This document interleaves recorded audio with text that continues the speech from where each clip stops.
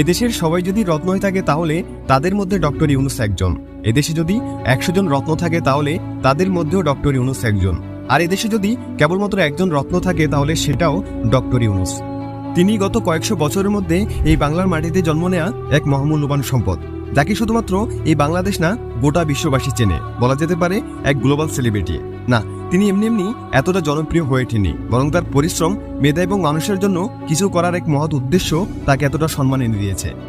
আমেরিকার presidential award, মার্কিন Congressional award ও Nobel, এই তিনটি পুরস্কারকে পৃথিবীর সবচেয়ে সম্মানজনক পুরস্কার হিসেবে গণ্য করা হয়। আর এখন পর্যন্ত ইতিহাসে এই তিনটি পুরস্কারের সবগুলোই পেয়েছে এমন মানুষের সংখ্যা মাত্র 12 জন। আর এই 12 জনের মধ্যেও তুমি খুঁজে পাবে ডক্টর মোহাম্মদ ইউনূসের নামটি। আর এই অর্জন শুধুমাত্র তার একার না, এই সম্মানও শুধুমাত্র তার একার না, এটা পুরো বাঙালি জাতির জন্য গর্বের বিষয়। If you lift a finger, you can touch hundreds of problems right around.